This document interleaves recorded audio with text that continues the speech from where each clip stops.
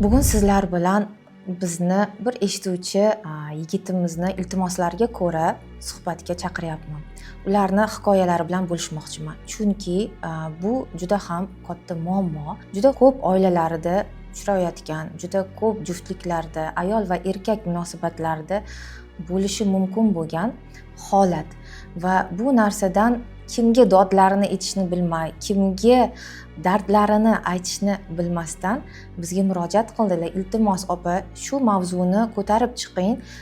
Balkim kimdir eshitib, qaysidir oilada ayollar o'zini anglashni, ayollar o'zini eshitishni, turmush o'rtog'i bilan munosabat qurishni, turmush o'rtog'ini ham sevishni, ularga e'tibor berishni o'rganishar. Balkim qaysidir oilani siz tiklab qolishga, ushlab qolishga sababchi bo'larsiz deganlar uchun olib chiqyapmiz. Xo'sh, nima bo'ldi ekan? Bu oilada juda ham chiroyli oila, 3 nafar farzandlari bor. Ayollari sevishib turmush qurishgan. Lekin yillar o'tgan sari munosabatlarda faqat sovuqlik. Nega? Nega desangiz, ayol eriga yetarlicha mehr, e'tibor berishni unutib qo'yganlar. Erkak aytishlari bo'yicha juda ham yaxshi topadilar, yaxshi ishda ishlaydilar va oilalarini material tarafdan hech ham qiynab qo'ymaganlar. Nima so'rasa ayol hammasini olib beradilar. Farzandlarga hali unga, hali bunga deb xarajatlar har kuni bo'ladi. Albatta, oilalarda bunga hech og'rinmasdan pul beradilar. Lekin shu berayotgan pullari, e'tiborlari, mehrlarida ayoldan ularga nisbatan hech qanaqa qarshilikni ko'rmayaptilar. Hatto bitta bo'lsa ham men uchun qanaqadir atir olsin yoki ichki kiyim olsin, nimadir men uchun qilsin. Adajonisi, keling, charchamadingizmi? Yaxshimisiz? Qarang, men bugun bunaqa o'zgarish qildim. Qarang, men siz uchun harakat qildim.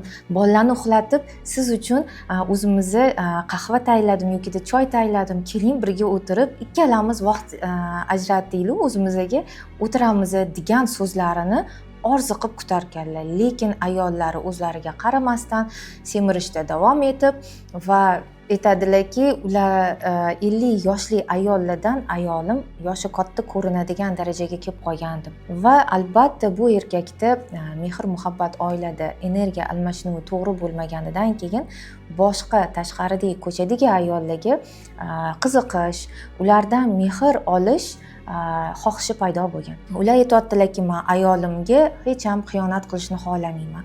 Ayolimni sevaman, bolalarimni sevaman. Chunki bilaman, oilaga xiyonat qilish bu keyin oxiri yaxshilik bilan tugamaydi. Bu meni ishimga, bolalarimga urushini bilaman deyaptilar.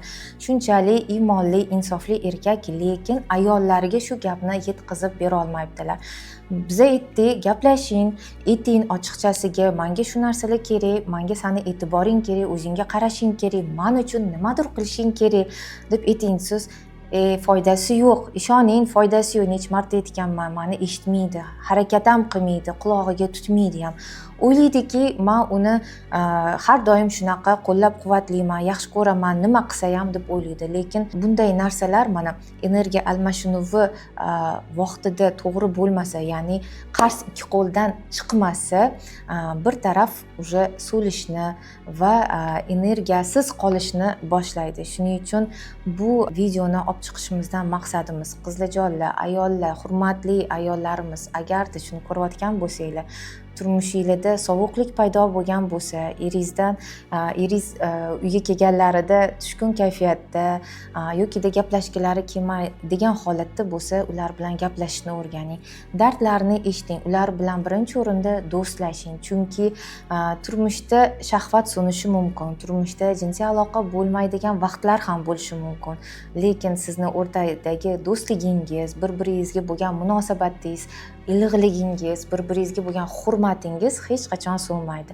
Oilani ushlab turadigan, oilani mustahkam qiladigan eng katta kitlar bular hisoblanadi. Sizlar uchun maxsus erkaklar tilidan ayollar uchun, ayollarni o'zini o'rganishiga yordam beradigan, ayollik latofatini ochadigan va rafiqalik san'atini, sevimli rafiqa bo'lishni o'rgatadigan maktabga taklif qilamiz. Birinchi bo'lib yozilgan 10 ta ayolga maxsus va juda ham chiroyli chegirma tayinlab qo'yganmiz.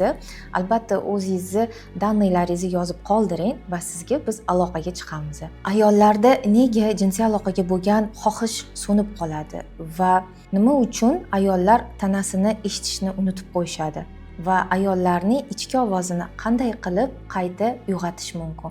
Bular haqida siz bilan rafiqalik san'ati kursimizda gaplashamiz.